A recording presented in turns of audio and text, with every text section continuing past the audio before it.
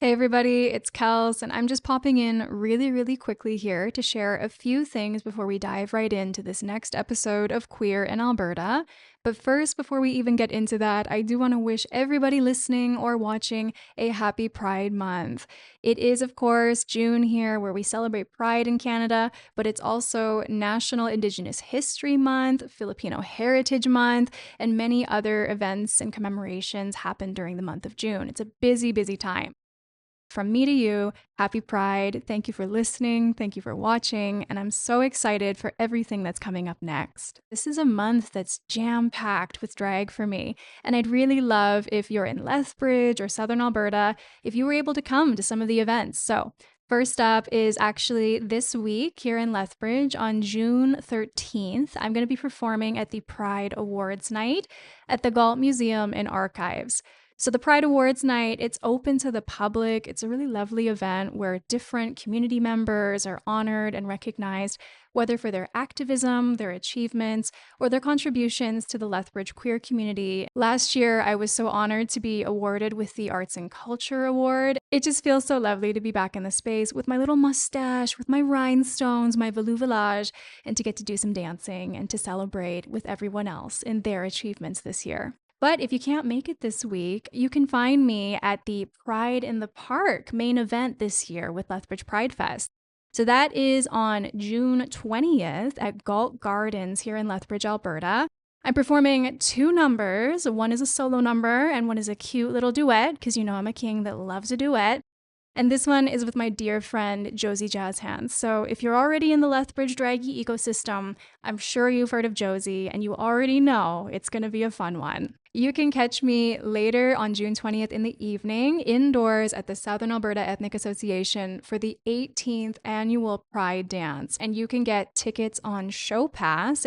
June 26th, I'm going to be at the Owl performing in drag at the Zip Zap Sparkle Blood album release party. And the last thing that I want to share with you, friends, is that I'm going to be speaking at a keynote and panel with the Alberta Media Arts Alliance on June 27th at CASA here in Lethbridge. It's going to be a part of their Lethbridge Media Arts Tour. I'm going to be chatting about Queer in Alberta, the work that I've done on the podcast, yes, but also about the new really exciting project I've undertaken as co-director and co-producer of Becky Na, Breadwinner Pa, the original documentary film that my drag mother, Francesca Dynamites, and I are working on together for TELUS and TELUS Story Hive. But that is it for my rapid fire Pride programming. Thank you so much for listening to another season of Queer in Alberta. And I can tell you that every single message or comment or email that any of you have ever sent to me about what the show has meant to you, what's made you laugh, what's made you feel seen, hearing those things are really fulfilling and really push me to keep going and doing this work. But that is enough chatter from me. Once again, happy Pride and happy Filipino Heritage Month to all of my kaibigan listening. Thank you for everything, and please enjoy this next episode of Queer in Alberta. These are my people. Mm-hmm. And then I started thinking, wait, why are they're all fruity. They're all... Why are we all fruity? And then I saw Why? Though? Why is everybody fruity? And then I saw Incredibles 2, and then I went, well, before then the glasses are off. What's poppin'? My name's Shy Friend. My name is Rowan. Hi, I'm Ian from Apollo Western Cup. My name is Dana Demento. My name is Katie. We are from the House of Ebony, and you are watching Queer in Alberta.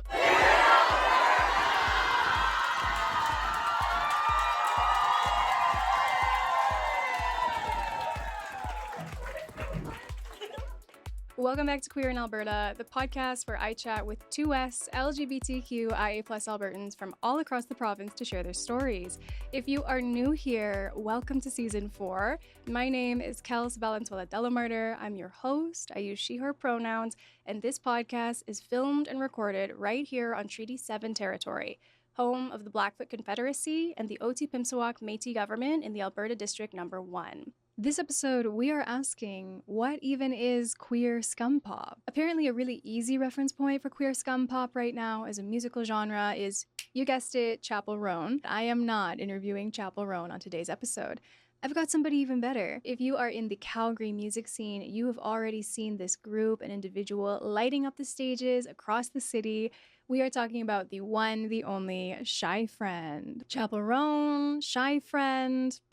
I think I see the pieces. So what is Shy Friend? Shy Friend is a multi-instrumental group rock, punk, pop, scum pop band, the list goes on, fronted by my friend Jubs, who started Shy Friend originally as a solo project, but has since seen it grow into this really fun, raucous group in Calgary. Jubs applied to come onto the show through that Queer in Alberta audience guest form, and when I saw their application and read again, Queer Scum Pop, I had to know more. Not only did the whole musical aspect really catch my attention and interest, but Jubs shared in their application that they had grown up in Sylvan Lake, Alberta, which for those of you that don't know Sylvan Lake, think about like a small town. Let's even Google it right now. Sylvan Lake, Alberta. For reference, I grew up in Bonnyville. That was a 5,000 population town, and she felt like it a lot of the time. Sylvan Lake is a little bit bigger. It says here that according to the 2024 census, they have almost 18,000 people, so basically a city. But all teasing aside, I was really excited to hear about this artist from small Sylvan Lake and to hear a bit about how their artistry and queer identity was shaped by these two very different places. But yeah, I'm just so curious. What happens if I Google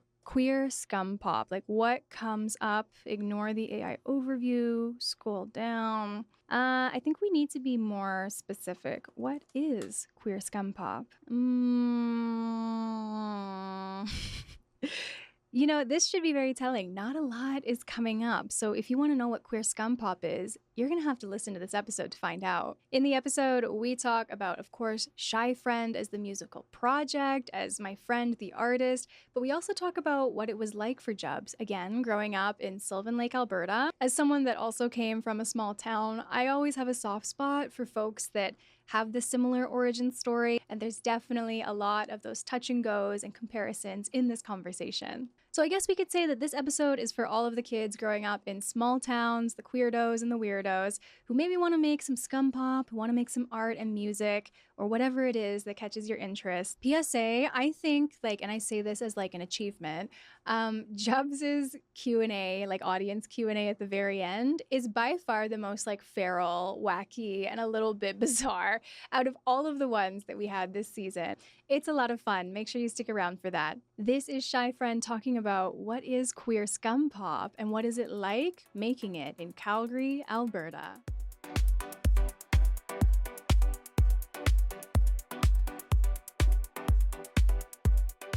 I feel like so many people are afraid to put themselves out there, to be cringe even, as we say. So yeah, I love everything that Shy Friend stands for, and I'm so happy that you're here in Lethbridge with me. I'm so happy to be here. It's so pretty here. Yeah, what is your snapshot, first impression, destination Lethbridge?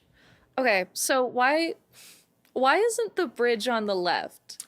Wait, why is it not? Yeah, I drove in and it was on the right, and I was like, okay, so maybe I drove in from the wrong way. Then I get to my hotel, look out the window. Yeah. It's still on the right.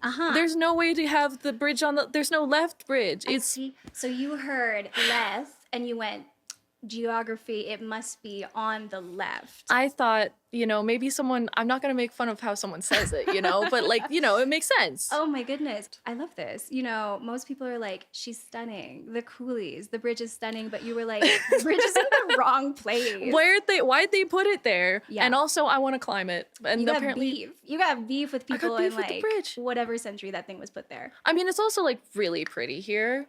True. Really pretty. I haven't don't get me wrong, Drumheller's kind of nice, but there's a lot of there's a lot of paper mache there. I love the gloves are coming off in the first 5 minutes. I'm not here to make, Drumheller. Drumheller's gorgeous, and I love that they don't hate queer people there. It's actually quite delightful there. Yeah, I love it. Yeah. But I mean, here is pretty and gay. It's also very gay, as I found out very recently. Epicenter of queer in Alberta. Nobody ever expects it, but Lethbridge, as we said, she's gayer than you think. I've been here for 24 hours and I've just been loving it. The graffiti in the bathroom stalls has been so gay. It's a nice place, and we're so happy to have you. But you might be familiar, we open off the show with a fun little segment called Quickfire Queer. And what it is it's a lightning round of 5 fun, fruity questions that you get 5 seconds to answer. Do you think you can do it? Just whatever comes to mind. It might raise some more questions, but I think I can do it. That's perfect. It's off the cuff, it's fun, and are you ready? Yes.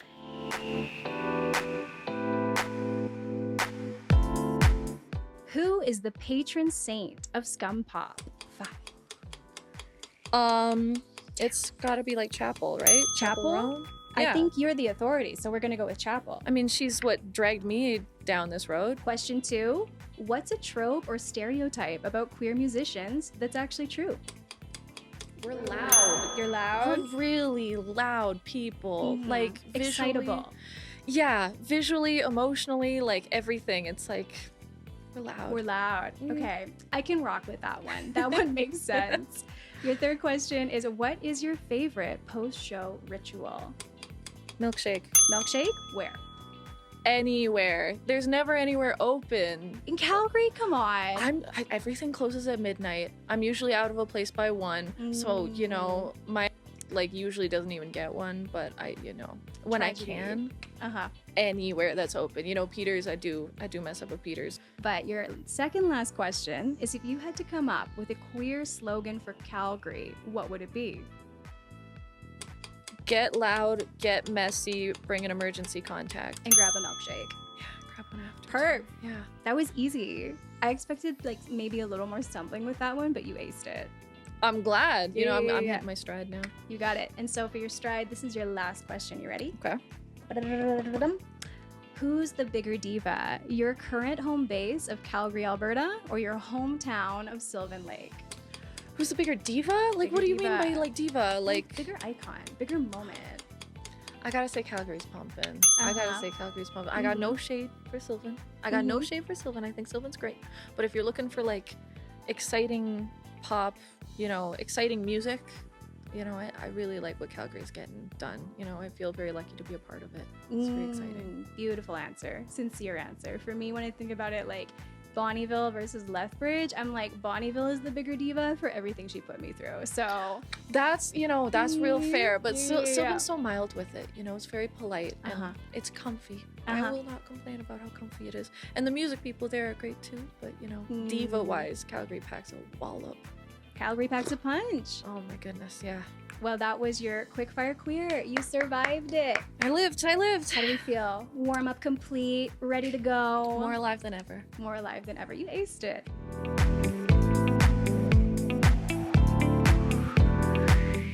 I do want to say, for those that are not watching the podcast, you really should, because Shy Friend's outfit is fantastic. You want me to take a moment to describe what we're wearing today? Yeah. So for all of our shows, we have a different theme that we do, and so I'm playing a show tonight in Lethbridge, which is very exciting. First time. So fun. And the theme is office punk. So I thrifted a chartreuse. What is this? A blazer? Oversized blazer. And I have stuck so many safety pins to it, and a little pin that my sibling made of my little Shy Friend logo. I'm wearing a big old plaid shirt, thrifted once again, of course. Like everything I'm wearing is thrifted. I feel like it is gay culture just to thrift everything and Yeah. find the most fabulous things that no one has seen since 1989. Yeah, no, you got to dig them back up because they don't break as easy. I got like the fishnets and all that kind of stuff. They're all ripped to death, and big old boots, and then I got these earrings that I really like. That one is a what is this thing? A guillotine? Like a guillotine? A Is that what guillotine? you say? Uh-huh. And one's just a hand in case I got caught in the guillotine. See, this is good for me because I didn't even notice those details yet because there's so much going on. I know, I Yeah. over accessorize. I'm also wearing a lot of pearls. If you hear any like clacking, I'm sorry, that's just how I'm dressed. It's just the moment. Yeah. And then you also have, you mentioned your Shy Friend logo that's visible on your blazer, but Yeah. you have a ginormous Shy Friend crochet I have my bestie. my emotional support Shy Friend. We call them cuddle buddies when they're this big because Oh, we have no a couple of them way. that are around this size, Mhm. and they're hand crocheted by a friend of the band. Shout out to Zoe, you're a real G for making these. So cool. They're so cute. I'm And actually quite jealous. I feel like I'm gonna have to order one, and I wish I had one with me so we could match. we for could the match show. and we could both have one. They're We just can match. They're good to have around. They're nice and squishy. Yeah. Comforting. Yeah. And huge for comfort. Yeah. Yeah. Let's maybe let's pause first and introduce Shy Friend first, because we keep saying Shy Friend, but maybe folks haven't met you before. Maybe Fair. they don't know who you are. You want me to say what I am? maybe would you mind doing a quick little intro? Yeah, sure. So my That's name's so funny. We want to say what I am. You want me to say what I am? You want me to do the whole so my name's Julie or Jubs, and I created this project called FRiEND. It's sort of the music project that I currently work on. Mhm. It's a cast of fruity and fruity adjacent folks who come on stage with me, and we make like punky, alt pop, girly. So cool. We call it like SCUM pop, alt rock, like somewhere in there. It started out as like a really chill, sad girl indie project, and since I've gotten to work with a band and started to really develop like the community that I've found in Calgary, it's really bloomed into this really kind of DIY, messy, rock adjacent thing. But I'm still very femme, and being femme and in rock is very difficult. So we're still pop, because that's just sort of how things are. Wow, yeah. Yeah, but I also love pop. You know, I've learned to love pop, so I've learned to love it. I didn't grow up on pop, but I like it now. I missed out on a lot. And yeah, FRiEND is just that. It's the name was because I don't like being perceived often. Which is, I wouldn't expect that. You Do you know know? what I mean? As Right? we're describing the chartreuse. As we're like, Chartreuse. yeah. Yeah, no, in like daily life I love to be an NPC. I really An enjoy it. NPC. Yes, Yeah. it's a pleasure of mine. But I realized that doing what I do and making what I make, it's not really a smart choice to you know, I feel happy to be perceived when I'm asking to. Yeah. So the name is kind of like ironic. It's like I am very shy outside of this. Yeah. While I'm here, I'm definitely not. But the second I'm off stage, it's like, come say hi to me, because I don't know how. Right. So Yeah. can I ask you a question? Right now, like I'm getting a bit off topic now, but I find that so interesting. You're in this really amazing outfit. Like, again, you would assume maybe a bit extroverted. You're about to go and do this show, like all these sorts of things. For me, it almost sounds like FRiEND is like a drag character in some ways, like this extreme version of you. Does that feel right? Yeah, like wholeheartedly. Yeah. Like when I first started performing and trying to do this whole thing, I was also my sibling had started doing drag a lot, and so I was going out to a lot of drag shows. And so it's just been sort of a thing where they've sort of come hand in hand. Yeah, it's very much. I put on the whole outfit. I do the whole thing so that I feel comfortable and in control of how I'm being perceived when I want to be, you That's know? cool. And yes, it is very extreme and obscene and wacky. Yeah. And like it also, for me, like I've started getting into drag a little bit, as you know, and you came and saw me in Calgary, which was so much fun. Yes, you've been killing it. I think I'm blushing. I'm blushing over here. But what I was going to say is like my drag persona, Topsy Log, like I really relate to that aspect you're speaking about with FRiEND, where it's like, these are the aspects of my personality that maybe don't get to be seen in the day-to-day, but I can really channel through this character and in these moments. So it's liberating in that way. So is. It's so nice to have that. No, for It's sure. so nice to just have control over that and be able to make it as extreme as you want to.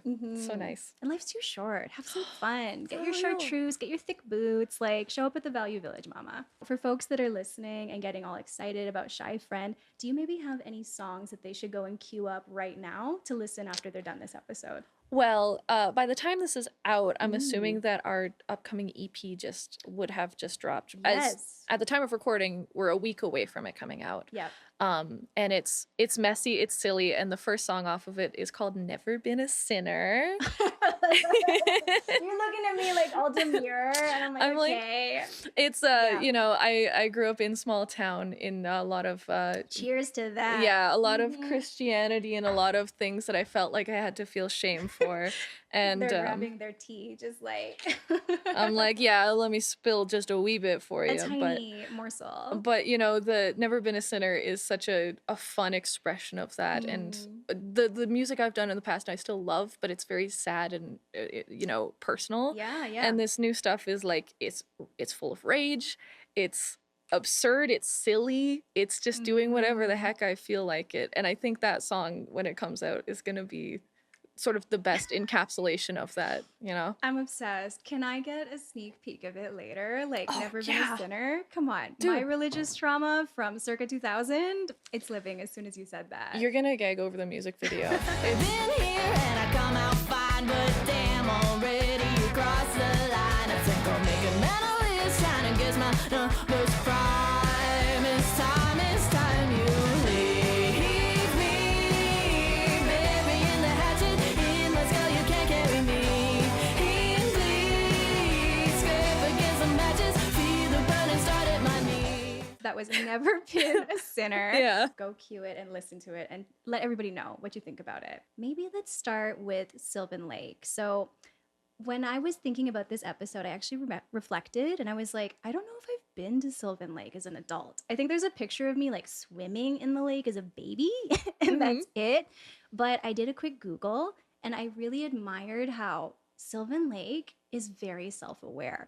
And what I mean by that is like every restaurant that came out was like son of a beach by the bay, like all of this kind of stuff. They know their brand and they're here for it. It's all about that lake, man. It's It all is about it. all about that lake. And I was like, it gave me like almost like a Gilmore Girls vibe a little bit, you know, like this character around the lake and etc. So what was it like growing up in this place?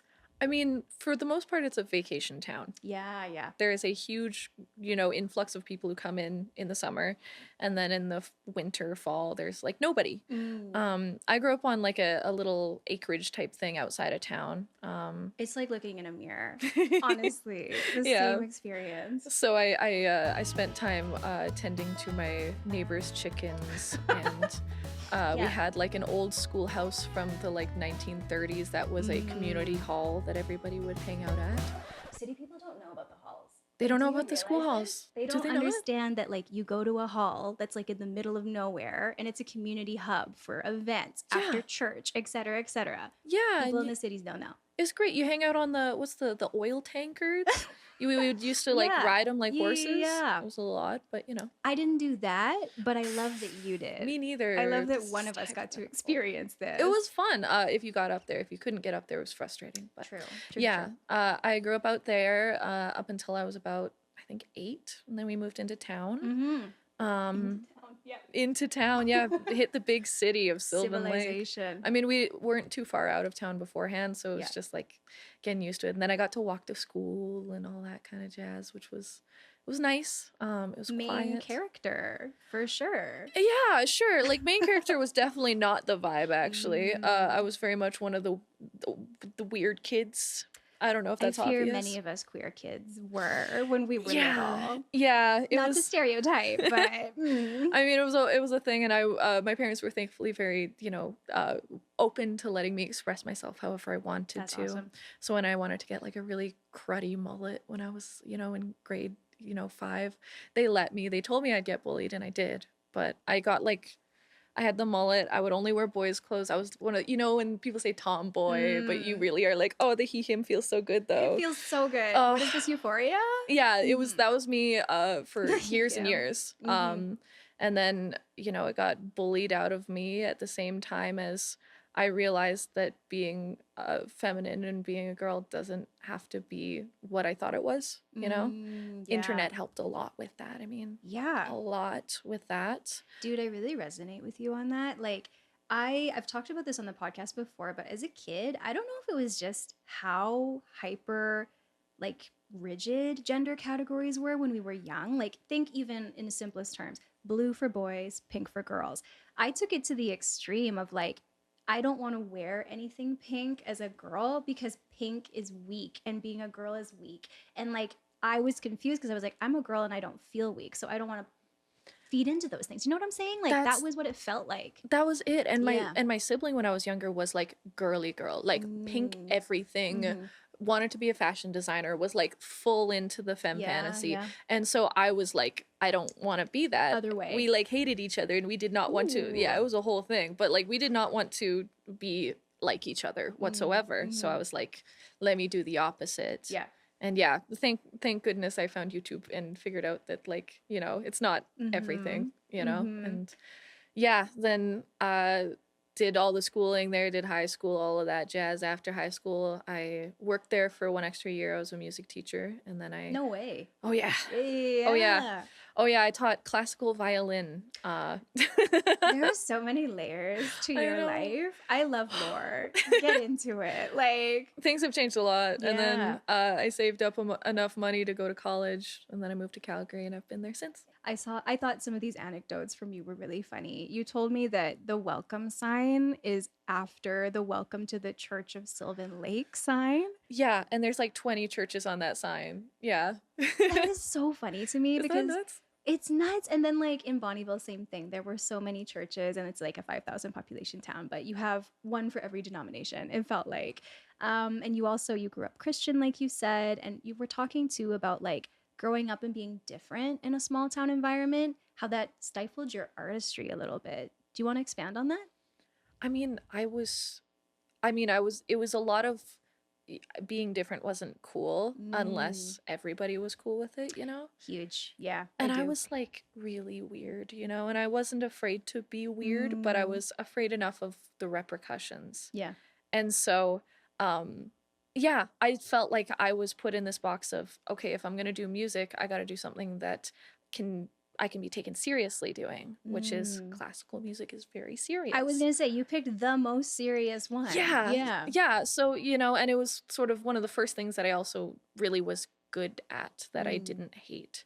So I really clung to that. I was like, if that's what I can do, if I can play violin and that's my thing, even if it's not necessarily my, you know, favorite thing to listen to or participate in or anything, just being good at something was something that I just was like, at least this nobody can make fun of me for, you know? Yeah. So, and then as I got older, I realized that that's not really where my passion lied. I didn't really care about being the best, but it's hard when that's the focus, you know. It's like that's the one thing that nobody can mess with me about my fiddle skills. Nobody can clock me for that, you know. No one can clock me for my fiddle.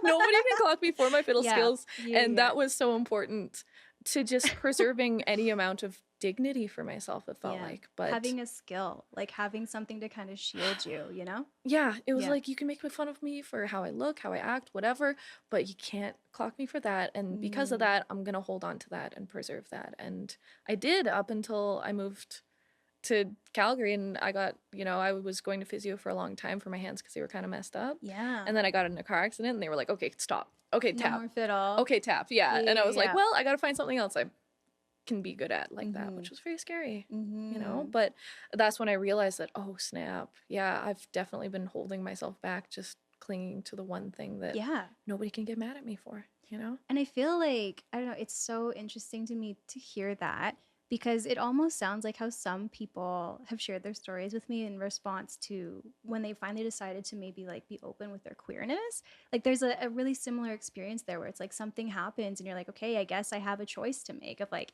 am I going to continue to, for you, like continue with classical violin or this path that I truly don't want to do? Or am I going to try something new and scary that maybe feels more authentic to me?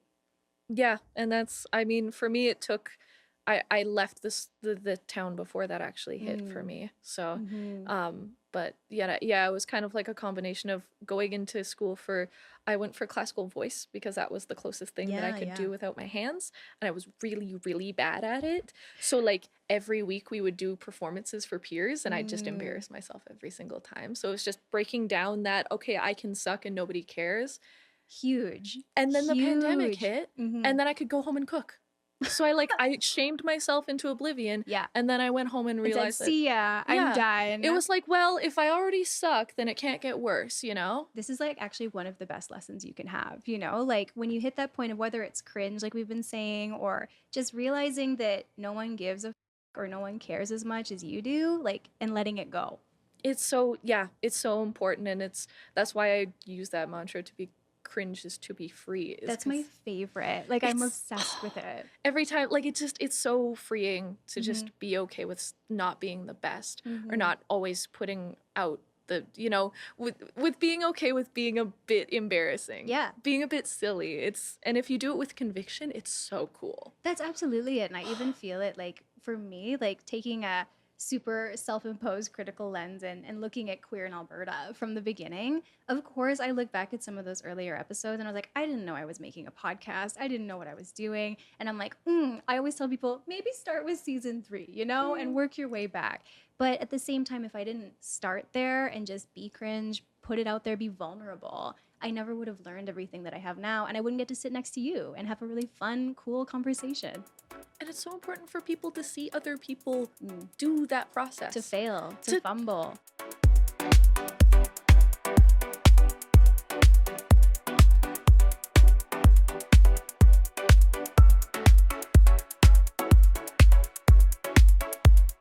You said that Calgary is scum pop in many ways. It's punk, it's DIY, it's fringe and gritty. Sounds like the perfect place for you and your band to be making the music that you're doing. I mean, we didn't start out making that. Like, True. when I first put out a record, I had never really done a show out, it was just from the online stuff, right? Yeah. So I put out the record, and then I had to do one album release show. And I invited a bunch of friends I found in college to play my like indie pop, bedroom pop stuff. Yeah. And like 5 people showed up. It was like the emptiest show.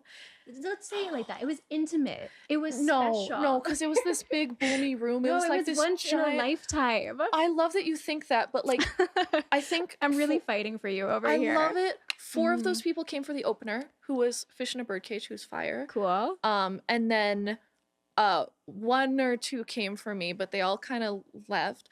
And then during like the songs where I was like really emotional, there was people having conversations loudly at the front of the stage and everything. It was probably, and you know what? Talk I put on about a cardinal face. sin. Like I put on a face. I said thank you. I made sure everybody felt very welcome who did show up. Yeah. But it was very humbling in the way that I was like, oh, this can be whatever it is online, but in person, to translate it. I need to water this flower. I need to figure out what the heck people actually do go out to see. So I started going out to shows and everything, and I found this thing called Rockin' for Dollars, which is like every Thursday they let any band who applies to play 15 minutes, whatever you want.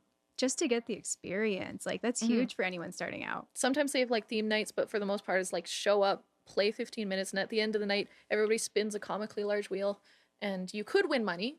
Or you could win eating hot sauce, or a group hug, or everybody in the audience has to give you their guitar picks. Or everyone's a winner, baby. Yeah, like, one this time, is Oprah, something under the seat for everybody. Yeah. Like one time I got a trophy where it was like obviously a kid's karate trophy, but they put a world's best band tape over it, and it meant everything to you. And it was and it meant everything to you. And it's so silly and so fun. And I was like, man, I really like this. Who are these people? And I started getting to know the people there, and it's very punk. It's very messy. It's DIY, and I don't get to see a lot of pop musicians in Calgary, but I like making pop music, so I thought, why not stick them together? And they're Shy Friend. And since I found a band too, it's like, well, I might as well be making music that's appropriate for a whole band to play. And most of them are very, into punk and into rock music and stuff like that. So I was like, let's make something that everybody likes to play instead of just making whatever I feel like.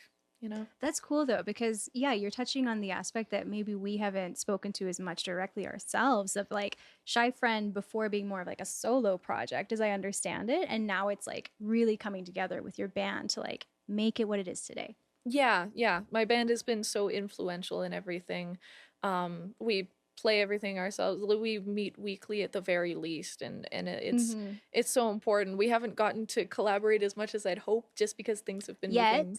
Yet, dude, we have so many plans we are so lucky to have so many opportunities to actually connect a lot more. Love that. Coming up soon, but since starting this, it's been a lot of, okay, we got into this thing, oh, we got to prepare, oh, we got into this thing, we got to prepare, and it's just been a lot of like, we don't really have time to cook, we just have to gotta go. We just have to serve. Just gotta serve hot and ready. Yeah. How has it been being specifically not just a scum pop space for like emo and rock, but also so forwardly queer in Alberta? There is so many people who want it to be a thing here. It is such like more queer music, more queer everything. I mean, preach. Like when I first moved to Calgary was the first time I really got to see queer expression at all, Whoa. Like at all. Like we had a GSA technically at my high school, but was like it was the Super Smash Brothers club that was fronting as the GSA basically. Which, are we surprised? No. Like if we really think about it. I'm not going to call anybody out here, but I'm not surprised. We know the gamers. Yeah. We gamers. Mm-hmm. So yeah, moving here, and especially my sibling had moved up to Calgary like a couple years earlier, and so they really started digging their heels into queer expression there, and so they just took me out to every drag show in town, and I got to really, my first experience in Calgary was going to Pride, as And an that's ally. like as an ally. As an ally, and dude, I got the funniest. My sibling was walking in the parade, and they brought me along to walk in the parade. And As I was an like, ally. Fun. And everybody kept asking them if I was their partner, and my sibling would be like, "Yep." And then I know, and so we'd be walking, and I'm like, your sibling is roasting you right now. I will have you know. Like, if you're listening.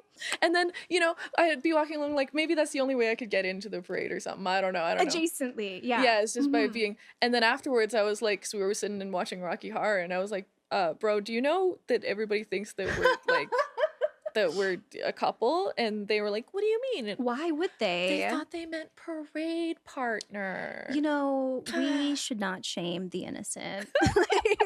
No shame. It was just really funny, and that was my first experience with like the queer community. That is so funny. As a whole, and it was so welcoming. Yeah. I came into it being an ally. I was like, I'm just here to support, and I was welcomed so openly, especially at the Rocky Horror Picture Show changed everything for me. Seeing it live and seeing the community around it, I was like, this is fun. This is cringe. And when this you say silly. this is live, like I'm assuming full on Rocky Horror, right? We're throwing everything. Yes, it was a screening with all the throwing. They had drag yeah. performers like doing the shadow cast and everything, and they had anybody who came in who it was their first time. They put lipstick on their forehead and stuff like that. It was titular Rocky Horror Picture Show experience. First time seeing it, and I was like, these are my people. And then I started thinking, wait, why are they're all fruity. They're all why are we all fruity? And then I saw why? why though? Why is everybody fruity? And then I saw Incredibles 2, and then I went, well, before then the glasses are off.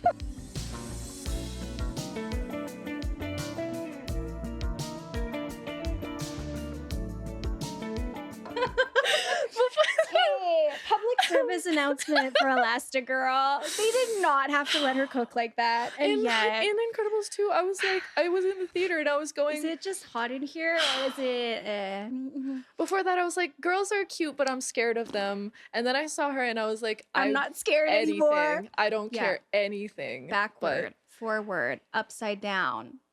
I would do anything for her. So, and then I started thinking, are you single?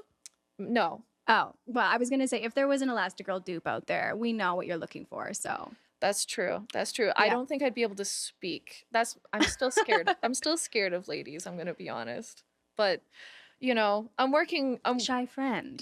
I am so very much. At shows it's easier, but it's been a slow process of coming out and being okay with expressing that, not just as an identity, but as like a behavior. Yeah. It's kind of a different thing for me, but and we're talking about this particular experience at Rocky Horror, and also apologies not to be like, are you single? Point blank. I was like, wait a minute, hold on, please, time and place. Please, this is the interview hot seat. But no, what I was gonna say is we're reflecting on this being this really beautiful experience, but I also am curious, was it maybe overwhelming too in the moment? Because it sounds like you and I came from really small places and maybe conservative places. So for me, even when I began to seek out queer in Lethbridge, it was exciting, but also scary because I just wasn't prepared for it.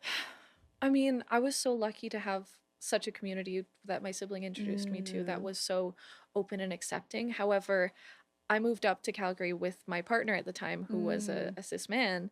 And when I started expressing the feeling of, hey, I don't think I'm just straight anymore to him, he was not happy. He was like, that's not, I was like, I think I'm bi, and it wasn't okay to be that. And I was like, okay, well, maybe I'm not, but I don't know. And I kept going to shows, I kept supporting the community, and online everybody was chill with it. And so eventually I just was like, screw it, I'm just going to be that, and I'm just going to feel that, and I'm going to be open about it so that other people don't feel scared. Just really that's why I came out, is because I was like, bro, if anybody else feels the way I do not want them to feel like they have to hold back. I know? love that. And it's really brave, and like it sounds like, I don't know, like fluffy words to say that, but it's true. Like especially when, like, I just have a lot of empathy for it when people come from rural or small environments. I do think it is like an additional challenge because we don't see things in the same way that you do in Calgary and Edmonton and the big cities. It's so much of a introduction to yourself, even of what queer is, before you begin introducing queer and how you understand it to the people you love. Yeah, it was tough, especially because everybody from my hometown was not, into that. Thankfully, my parents are so chill, and because my sibling is queer and non-binary Shout out to your now, sibling, by the I way. love Ida. No, We were roasting you earlier, but you sound like a real icon. You deserve it all, Yeah. the good and the bad. Yeah. No, yeah. their name's Juniper, and they're so Juniper. lovely. And they came out before me, so I got to. Are they younger? Sorry. No, they're older. Okay. Yeah. But they like came out to my parents, so I got to see how they reacted, and they first started messing with gender before me, so I got to see how that worked. So I got a little test run with them of like, shout out to them for being brave enough to do it first, so that I could be like, I know it's gonna be fine. Yeah. It's been nice to just have somebody that like, and they got a buzz cut, and I got to see because I really wanted one, and then they just without telling me got one, and I was like, I get to see it. I get to see what it's like. Get to see what it's like. It's good. And did you get the buzz cut? No, because you know what? The buzz cut looks so good. The grow out is so annoying. I either want long hair or I want no hair, and I cannot afford a good wig. So I gotta have long hair for now. No, the hair talk is real. Even for me, when I think about if I'm gonna be growing this out at some point, I'm like, everybody pray for me. Just send me a little extra love throughout that 6-month process. It's so stressful. Like, what do you do with it at that point? It's like, I don't know. Cry. Hope my wife still loves me. Like perm? sickness and health, right? Just perm. Just big afro. Go. Go for it. Yeah. Well, I just think that relationship between you and your sibling is really, really sweet and special. And again, it reminds me of mine because it's nice when, even though my sibling is straight, like he's been such a support with my family. And I think my relationship with my family is a little different. It sounds like yours have been very supportive for a long time, but it's nice when you have someone like a sibling who grew up in the same place, now going on these adventures with you. It's a really special journey. And we hated each other growing up. That is so We wild. wanted to kill each other on the daily. And then, you know what it was? It was sharing a bathroom. Actually, I redact every statement. I fully understand. I was so on the rocks with my brother when we shared a bathroom.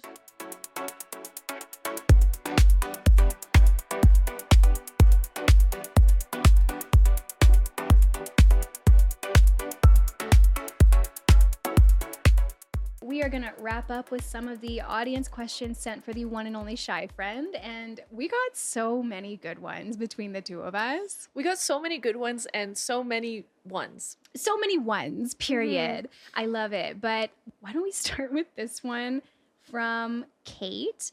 Will Shy Friend ever realize their true potential and become a Christian rock band?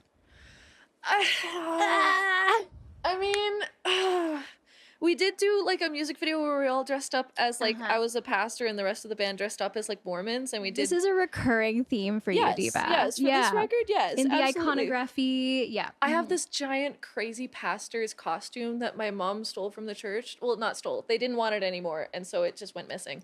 And disclaimer. It went missing because nobody wanted it. Yeah, so that's how that she gave it happens. to me because she knew I wanted like something to like bring that back. And Bring so that razzle dazzle. so we recorded on a big hill in Calgary, like in the middle of a hiking trail, and I swear every person passing was like, "Oh, I love Christian rock." This one is from Milo, and it says, "Who is the most underrated artist you know?" That I know? Yeah, this is like a serious touchy-feely one. Who's getting slept on that Yeah. ought not to be? Oh my god. Okay. A band that has not been getting their flowers is this band called Astrocaster. Are they based in Calgary too? Yeah, Okay. yeah, and Astrocaster. They're super fun, punky, silly. Their lead singer has inspired me to jump off stage many a time. Work. And they're so fun, and they need to at least be able to do more shows in town, if not get them out of town. Go listen to Astrocaster. They have this song called Picture that's like, it's such a banger, and I'm so excited to see what they have next. I love that you included a song. So everybody go and cue that up again after this episode, as well as what was the other one you said earlier? Never Been a Sinner. That was Yeah. These are the two takeaways. You have to listen to these two songs. Oh, if you need a playlist, I got many. I just hosted a radio show for the first time, and they only let me play local music. I got that playlist. I will make it public happily. Someone on my Discord asked, "Can you confirm the 11th toe?" I'm not showing you my feet. You can't bait me into this. I'm not doing it. Boundaries are healthy. I'm not doing it. You will not find that, and I'm not giving that to you. Now, for free. Now, as an outside observer who doesn't know anything about an 11th toe, I'm not gonna question you about your anatomy, but what, you have an 11th? No, I don't have an 11th toe. This is a bait. This is a safe space. If you want to admit here on Queer in Alberta. I'm not showing you my feet, Kels. Thank you. No. Yeah. Don't ask that. I did not ask that. You just did. Well, okay, that's true. But I had to. That's the whole point of the interview, to get the juicy gauze. But thank goodness we settled that once and for all. Solved. Wow. Solved. The 11th toe. No, I'm not confirming nor denying, and I will not be providing proof. Do you have another over there? Then maybe one more from me, one more from you? Sure. I actually have a real one, just one. Yeah, okay. What was the most fun song to record on Snaggletooth, which is my upcoming record? Cool. Freaky Nightmare was so fun. Because Nightmare. It has so much like call and response stuff in it, and just a lot of noises all over it. Yeah. And I was like, the whole band needs to be a part of this. This cannot just be me, because it's gonna sound weird if I do it by myself. So I had to convince all of them. I was like, okay, you have to sit here and you have to in silence go, get freaky. Yeah. And I was like, freaky, not freaky. And they were like, it's important to distinguish, to Yeah. enunciate. So like we shotgunned some Red Bulls, and then we did all of that. Yeah. And it was the silliest time ever. It was so fun. And I listened to that song last night because I was like, I wanted to listen to more of your music before interviewing you. Loved it. It was so much fun. So add that to the queue as well. Freaky Nightmare. Thank you. It's fun. That's the point, that it's fun. It's fun. Okay, now let me scour through the responses. Like, people really showed out to ask you questions. And the only reason I'm going to say this one on the show is because we did a debrief before starting to record again. And I was like, do you know this person? Is this like a bit? Okay. But it's from somebody, I don't know their name. There's just a user here. And it says, why does her mom not love her? To which I was scared when I saw that. I was like, yeah, that's really messed up out of context. And, my mom has this really funny bit she does. Okay. It's a really funny bit where she won't say she loves me in public or in private. Or in private. So because she thinks bit I'm is actually recording she doesn't her. say it. Yeah. Because she thinks that I'm recording her. She's like, you're not recording it, are you? I'm like, so what's happened is that I go, Mom, you love me. And then she goes, and then I go, I love you too. Or like she comes to my streams in my chat. Yeah. And she'll be like, hello, children. And I'll be like, okay. And she'll be like, I need to leave now. Wow. And I'll be like, Mom, I love you, say it back. And then she says, don't be so needy. It's not attractive. Ooh, tough love. She's so sarcastic. It's all jest. I know she loves me. There's no doubt. Funny. It's so funny. It's so funny because we're in on the bit. If your mom withholds love from you, you deserve love. It's a different story. Yes. Yeah, but this is not that. My mom is just, unfortunately, she's the funniest person I know.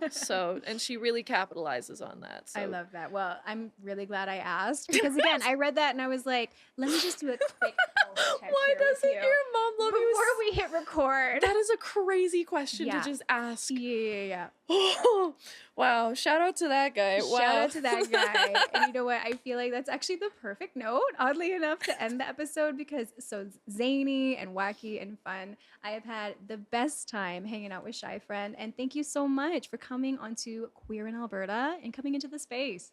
Kels, thank you so much for having me, for opening up your home for me to be in it, and for connecting past just this. You weren't just coming for an interview or whatever. It was like we're I think we're buds. I think we're homies. I think this is the start of something. The start of something that's done. That's where I'm ending it. Thank you.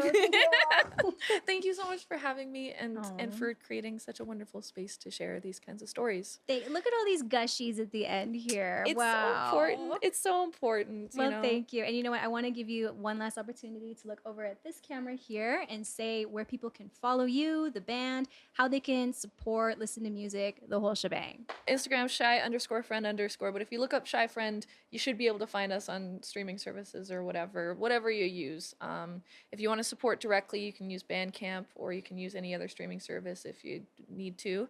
Check out the music videos. It's my favorite part. Go check out a music video on YouTube. It's like my favorite thing to make. So if you want to support and see what I find the most fulfillment out of, go check that out. Go check that out. If you want chaos, I do live stream, but you're going to have to ask about that. But more importantly than anything, go out to a show. Not just to my show. Come to my show, sure, if I'm around, but go see some local bands. Go see some local artists. It's cheaper than food delivery. You In should this do economy, it. that is so true. It's cheaper than food and delivery. way more fun.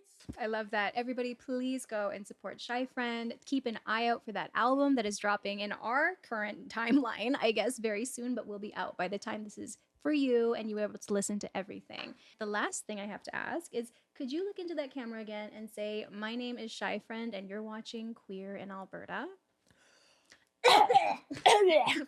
Right into the camera. Right in. Yeah. In whatever style, in whatever way. Yeah. Boom. What's poppin'?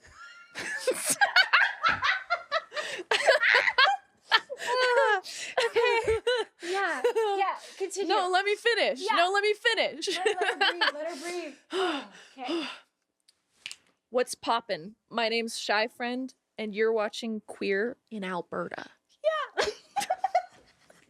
That was everything to be. Thank you so much, Shy Friend. And that is a wrap on the episode. Woo! You did it, bestie. Oh my Cheers, God. sweeties. Clink. And then, are you a hugger? Yes, of course I'm a big hug. That was awesome. Thank you so much.